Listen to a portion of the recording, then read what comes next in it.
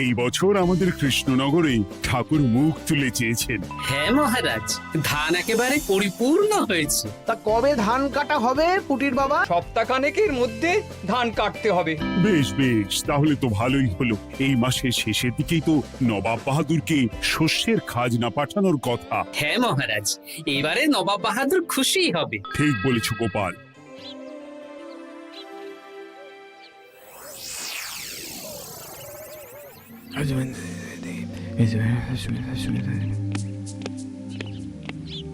প্রণাম খাম্বাজরাজ। ওই তো কৃষ্ণনগরের মন্ত্রী চলে এসেছে। ও, এর কথাই তুমি বলেছিলে? হ্যাঁ, ওই রাজ্যের সব খবরাখবর আমায় দেয়। ইনি কে? ইনি হলেন জমিদার কেশকান্ত বর্মন, আমার রাজ্যেরই দক্ষিণ পশ্চিম গ্রামের জমিদার, আমার প্রিয় বন্ধু। নামটা বেশ অন্যরকম, কেশকান্ত। আসলে ওদের বংশ পরম্পরায় সকলের উন্নত ঘন কেশ আছে, তাই ওদের পরিবারের সবারও নামে একটা করে কেশ আছে। আমি খাম্বাজ রাজের সৌমিত্র এবং সুপরামর্শদাতা। কিছুদিন আগে আমার মাথায় খুব খুশকি হচ্ছিল, মাথার চুল পাতলা হয়ে আসছিল। কিন্তু আমার পরামর্শে একটা তেল মাখতেই মহারাজের মাথার চুল এখন ঘন হয়ে উঠেছে, আর কোনো সমস্যা নেই। বাবা বাবা, ভালো ভালো ভালো। এবার তাহলে কাজের কথাটা বলে দিন। এবারে তো শুনলাম তোমাদের রাজ্যে অনেক ধান উৎপাদন হয়েছে, তাই স্বাভাবিকভাবে নবাব বাহাদুরের কাছে রাজস্ব অনেক বেশি দেবে, কি তাই তো? হ্যাঁ, এবারে রাজস্ব দানে কৃষ্ণনগরই প্রথম হবে। না, তা হবে না। নবাবের কাছে অত ধান পৌঁছবে না, এমনকি কৃষ্ণচন্দ্রের কাছেই চাষিরা বেশি ধান রাজস্ব দিতে পারবে না। সেটা কি করে হয়? পাকা ধানে মই দিতে হবে। বললাম না, ও আমার সুপরামর্শদাতা।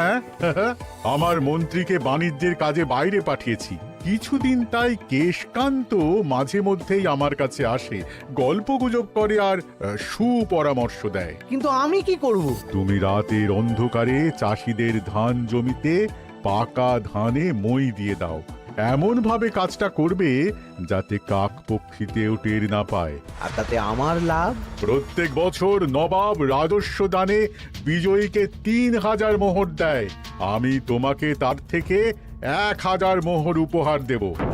1000 মোহর? হ্যাঁ হ্যাঁ, যাও যাও যাও, কাজটা শুরু করে দাও। আচ্ছা।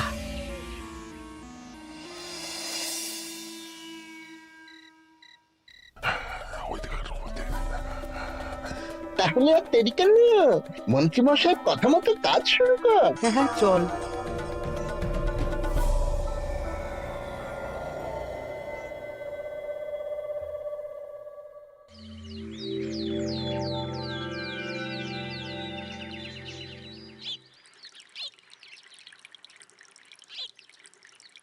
এবারে তো চাষাবাদ বেশ ভালোই হয়েছে।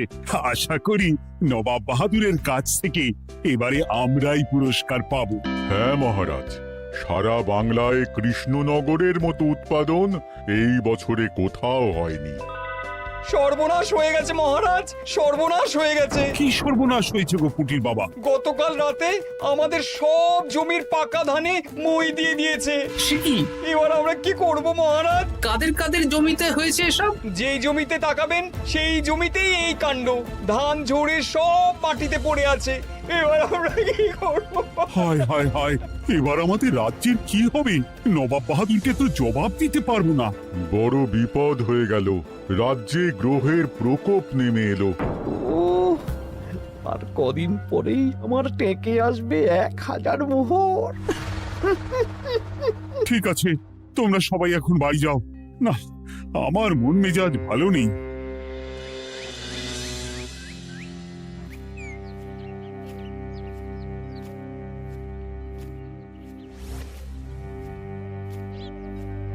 ওগো, তুমি শুনেছো কি হয়েছে? পুটির মা হাউ হাউ করে কাঁদছিল গো। হ্যাঁ গিন্নি, পুটির বাবা কয়েকজন চাষি ভাইদের নিয়ে রাজসভায় এসেছিল। শুনলাম রাতারাতি কে বা কারা চাষ জমিতে পাকা ধানে মই দিয়েছে। কত বড় সর্বনাশ হয়ে গেল বলো। কি হবে গো? কি যে হবে ভগবান জানে। বলি, তুমি পারলে না পুটিদের একটু সাহায্য করো। হ্যাঁ, আমি মনে মনে ভেবেই রেখেছি বুঝলে, এবার বেতন পেলে পুটিদের বাড়িতে মাসোহারার জিনিসপত্র দিয়ে আসবো। নবাব বাহাদুরের কাছে মহারাজ খাজনা কিভাবে দেবেন? সেটাই তো বুঝতে পারছি না। আপনি এত চিন্তা করবেন না। রাজবাড়ির ভাড়ার থেকে আপাতত কিছু বস্তা ধান পাঠানোর ব্যবস্থা করুন। তারপর নবাব বাহাদুরের কাছে গিয়ে বলবেন, আস্তে আস্তে সব দিয়ে দেবেন মহারাজ। তাই করতে হবে, তাছাড়া তো আর অন্য কোনো উপায় দেখতে পাচ্ছি না। কিন্তু এবারে আর আমাদের মান রক্ষা হবে না।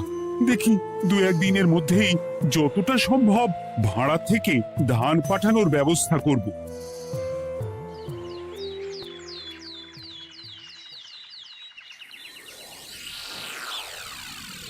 এই বছর 10,000 বস্তা ধান রাজস্ব এসেছে খাম্বাজ রাজ্য থেকে, 7,000 বস্তা ধান এসেছে বর্ধমান রাজ্য থেকে, আর মাত্র 100 বস্তা এসেছে কৃষ্ণনগর থেকে। তাই এই বছরের বিজয়ী রাজ্য হচ্ছে খাম্বাজ রাজ্য। খাম্বাজ রাজ্যের রাজার হাতে 3,000 মোহর উপহার হিসেবে তুলে দিচ্ছেন। আর কৃষ্ণচন্দ্র, তোমার রাজ্যের এরকম হাল কেন? এবারে আমাদের সমস্ত রাজ্যের পাকা ধানে কেউ বা কারা মই দিয়ে দিয়েছে। সেসব তোমার মাথা ব্যথা। আমার ধান কোথায়? 100 বস্তা ধান রাজস্ব, কম করে 800 বস্তা ধান রাজস্ব দেওয়ার কথা, কিন্তু তুমি তোমার কথার খেলাপ করেছো। এই বছর আমি নিরুপায় জাহাপানা।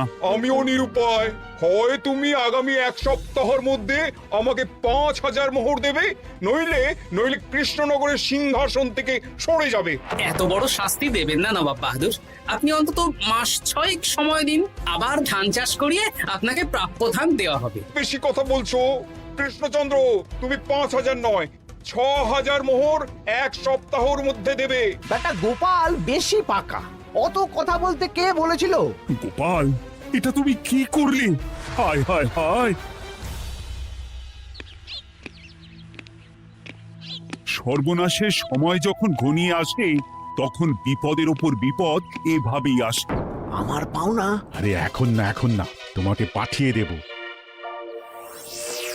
ওই দেখুন, খাম্বাজ রাজের সাথে কথা বলছে। এখন বেশি কথা বললে কৃষ্ণচন্দ্র আর গোপাল সন্দেহ করবে। চলুন তো দেখি ওখানে গিয়ে কি কথা বলছে। কি কথা বলছো মন্ত্রী? মন্ত্রী আমায় বিজয় অভিনন্দন জানাচ্ছিল। বিজয় অভিনন্দন তো উপহার পাওয়ার সময় জানাতে পারতেন মন্ত্রী মশাই। যাই হোক, আপনাকে তো ঠিক চিনতে পারছি না। আমার নাম কেশকান্ত, আমি খাম্বাজ রাজ্যের দক্ষিণ পশ্চিম গ্রামের জমিদার। কেশকান্ত আমার বিশেষ বন্ধু। আপনার কেশ নিয়ে বেশ ভাব দেখছি। হ্যাঁ, ওই কদিন আগে তো খাম্বাজ রাজের মাথার চুল পাতলা হয়ে আসছিল, খুশকি হচ্ছিল আর কি। তো ওনার পরামর্শে একটা তেল মেখেই তো খাম্বাজ রাজের আবার ঘন কালো চুল ফিরে এসেছে। কেশকান্ত জমিদার হতে পারে, কিন্তু ওর অর্থনৈতিক অবস্থা তাবর রাজাদের থেকে অনেক ভালো। কয়েক হাজার বিঘা জমির মালিকও, তার সাথে চুলের তেলের ব্যবসা করেও হাজার হাজার মোহর রোজগার করে। এই, এখন চুল নিয়ে চুলোচুলি না করে চলো কৃষ্ণনগরে ফিরি। এমনিতেই মন মেজাজ খারাপ, 1 সপ্তাহের মধ্যে আবার 6,000 মোহর জোগাড় করতে হবে। হ্যাঁ, চলুন চলুন।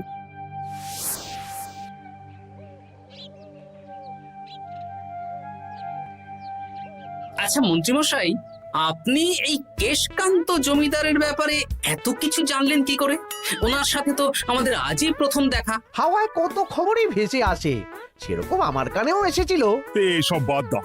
গোপাল, মন্ত্রী, দুজনেই ভাবনা চিন্তা করো কিভাবে 6,000 মোহর জোগাড় হবে। পাকা ধানে মই পড়লো, এখন আবার এত বড় বোঝা। আমার কাছেও মহারাজ বেশি অর্থ নেই, সব মিলিয়ে মিশিয়ে ওই 150 থেকে 200 মোহর মতো আছে বাড়িতে। যদি বেশি থাকতো আমি আপনাকে নিশ্চয়ই সাহায্য করতাম মহারাজ। তাও করতেন কিনা সন্দেহ। তুমি চুপ করো। মন্ত্রীমশাই ওই লোকটাকে জানলো কি করে? এই লোকটাকে তো আগে দেখারই কথা না। না, ব্যাপারটা নিয়ে ভাবতে হবে। চলুন চলুন।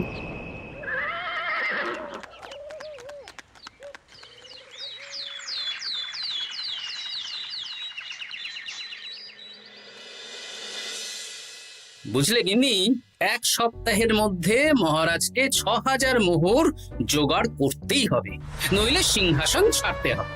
এখন কিন্তু আমাদের উচিত মহারাজের পাশে দাঁড়ানো। কিছু ভেবেছো কি? আপাতত আমার বিয়েতে পাওয়া আংটি বন্ধক রাখবো, আর তুমি যদি... হ্যাঁ, আমার যে দুটো গয়না কাটি আছে ওগুলো বন্ধক রাখো, পরে আস্তে আস্তে ছাড়িয়ে নেবো খন। দেখি বাকি সভাসদদেরকেও বলবো, যে যতটা পারে, তারপর ভগবানই ভরসা।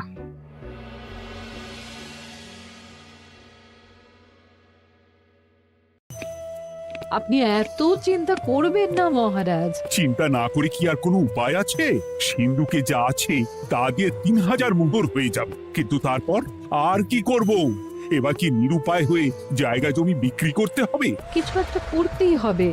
আপনি গোপালকে একবার বলে দেখুন, প্রত্যেকবার যখনই বিপদে পড়েছেন তখন গোপালই আপনাকে বাঁচিয়েছে। দেখি আগামীকাল রাজসভা শুরু হওয়ার আগে গোপালের সাথে ব্যাপারটা নিয়ে আলোচনা করব।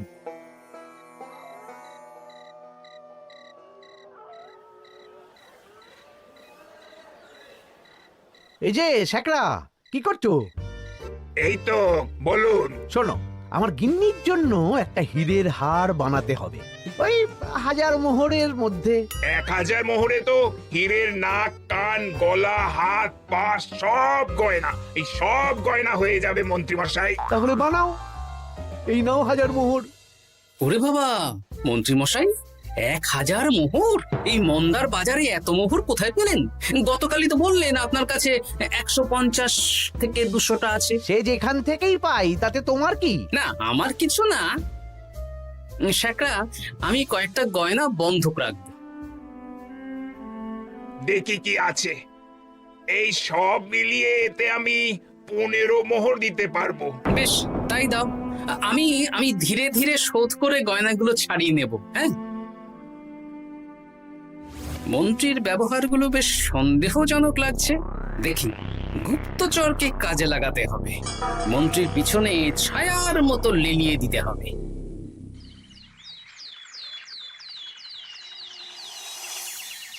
মহারাজ, আমি চেষ্টা করছি আপনার এই মোহর কিভাবে জোগাড় করা যায়, আপ্রাণ চেষ্টা করছি। দেখো, আমি 3000 মোহর পারবো, কিন্তু তার বেশি হলে জায়গা জমি বেচতে হবে, হাতে যে বেশি দিন সময়ও নেই। আচ্ছা মহারাজ, দেখছি। তবে মন্ত্রীমশাই চাইলেই আপনাকে 1000 মোহর দিয়ে সাহায্য করতে পারতেন, কিন্তু উনি তা না দিয়ে ওনার গিন্নির গয়না বানাচ্ছেন, হীরের গয়না। দেখি, মন্ত্রী তো কালকেই বলল ওর কাছে 150 থেকে 200 মোহর আছে মাত্র। 1000 মোহর কোথা থেকে পেল? সে উনিই জানেন। তবে তার খবর খুব তাড়াতাড়ি আশা করি পেয়ে যাব মহারাজ।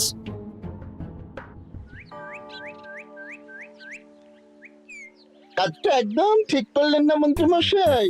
আপনার কথা শুনে আমরা সবার জমির পাকা ধানে মই দিলাম, কিন্তু আমরা একটা পয়সা পেলাম না। আপনি যে এই কাজ করার জন্য খাম্বাজ রাজার কাছ থেকে ওই 1000 মোহর উপহার পেলেন, সেটা দিয়ে গিন্নির গয়না বানাতে দিলেন, কিন্তু আমাদের বেলায় লবডঙ্কা। তোদেরকেও দেবো, একটু সবুর কর, আগে গিন্নির মাথাটা ঠান্ডা করি। না না, আমাদের এক্ষুনি চাই। এক্ষুনি কি করে দেবো? আমার হাত খালি। আচ্ছা আচ্ছা, ঠিক আছে, এই নে 2 মোহর ধর, 2 ভাই ভাগ করে নি, পরে আরো দেবো। এটা কিন্তু ঠিক না। এসব আলোচনা খোলামেলা জায়গায় করা উচিত না। উফ, পরে তোদের সাথে কথা বলবো, এখন যেতে দে, বাজার করব, তারপর আবার রাজসভা আছে।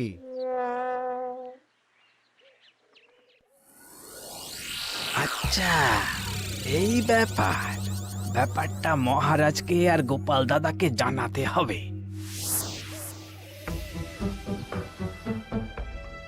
গোপাল দাদা, মহারাজ আসল খবর পেয়ে গেছি। কি খবর? আমি একটু আগে শুনলাম। কাজটা একদম ঠিক করলেন না মন্ত্রী মশাই। আপনার কথা শুনে আমরা সবার জমির পাকা ধানে মই দিলাম, কিন্তু আমরা একটা পয়সা পেলাম না। তোদেরকেও দেবো, একটু সবুর কর। মন্ত্রী, আমি না তোমাকে বেরেই ফেলবো। মহারাজ, মন্ত্রী মশাই এখানে গৌণ, উনি অর্থের লোভে এসব করেছেন, আর ওনাকে দিয়ে করিয়েছেন খাম্বাজ রাজ।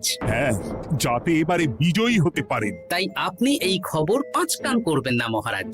আমি খাম্বাজ রাজ আর ওই কেশকান্তর কাছ থেকে ক্ষতিপূরণ ঠিক আদায় করে আনব। কিন্তু কিভাবে? শুনুন তাহলে।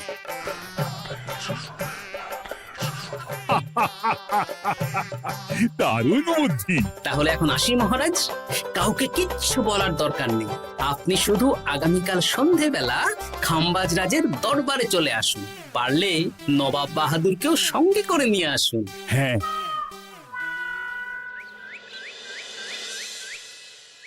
প্রণাম খাম্বাজরাজ। কে আপনি? আমি হতাশ রঞ্জন, পশ্চিমে থাকি। কি চাই বলুন? কিছু চাই না, তবে একটা কথা শুনলাম তাই বলতে এলাম। কি কথা? আমি শুনলাম মহারাজ আপনার মাথার চুলগুলো সব নকল। আমার এত সুন্দর চুল সব নকল? ফাজলামো হচ্ছে। আমি যদি প্রমাণ করে দিই আপনার চুল নকল, তাহলে কি? তাহলে আপনি আমাকে 100 মোহর দেবেন, আর প্রমাণ না করতে পারলে আমি আপনাকে 100 মোহর দেব। বেশ, দেখো, এক্ষুনি দেখো, আমারই তো 100 মোহর লাভ হবে। এখন না, এখন না, আজ সন্ধে বেলায়। বেশ বেশ, তখনই এসো। এবারে জমিদার কেশকান্তর বাড়ি যেতে হবে।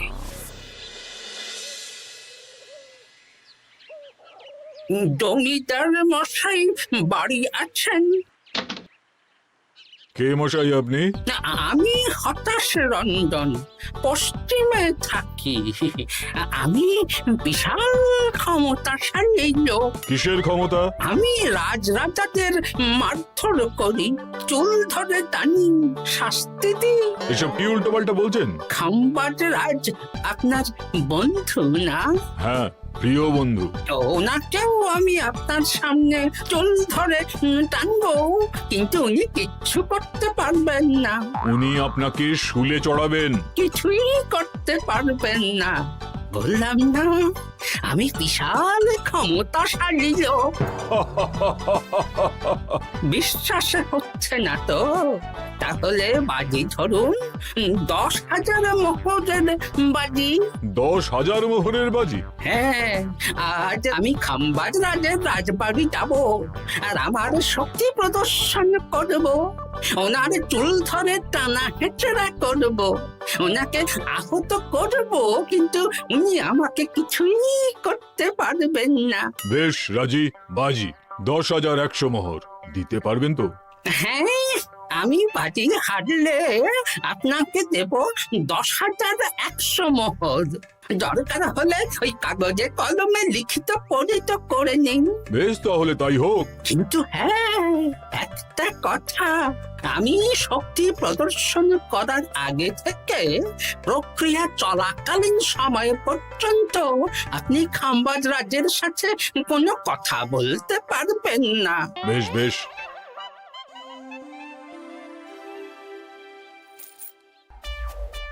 তাহলে শুরু করি। শুরু করো।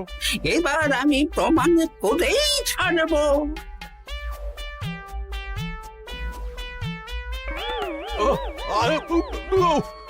লাগছে লাগছে, বাবারে, লাগছে এই সেরেছে। লাগছে, এ তো সত্যি সত্যি চুল ধরে টানছে। লাগছে লাগছে, বাবারে, বাবা। ওরে বাবা রে বাবা, কি শক্ত! এ কি, খাম্বাজরাজ কিছুই তো বলছেন না? তাহলে কি আমি হেরে গেলাম? না না খাম্বাজ রাজ, আমার ধারণা ভুল, যা শুনেছি তাও ভুল। এবার বিশ্বাস হলো তো? দাও দাও, এবারে 100 মোহর দাও। দিন কেশকান্ত মশাই, আমাকে 10,100 মোহর দিন। এ কি, ও তোমাকে 10,100 মোহর কেন দেবে? ওনার সাথেও তো বাজি ধরেছিলাম। কি বাজি? আপনার এখান থেকে বেরিয়ে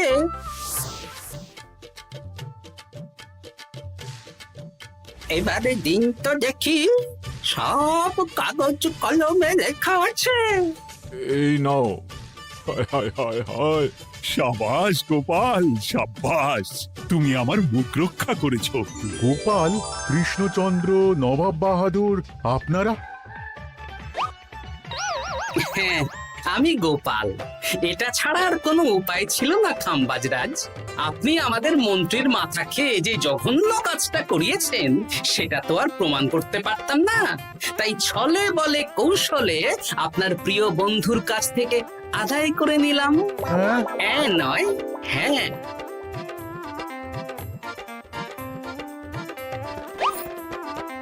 এই নিন মহারাজ। এতে কত মোহর আছে? 10,100 মোহর। এর থেকে 100 খাম্বাজ রাজকে দিন, 6,000 নবাব বাহাদুরকে, আর বাকিটা আপনার কাছে রাখুন। এত ধান নষ্ট হলো। কৃষ্ণচন্দ্র আমাকে সবটা বলেছে, আর ওর মন্ত্রীকেও নিয়ে এসেছি। ধোলাই খেয়েই সব বলে দিয়েছে। এই কে আছো? কৃষ্ণনগরের মন্ত্রীকে নিয়ে এসো।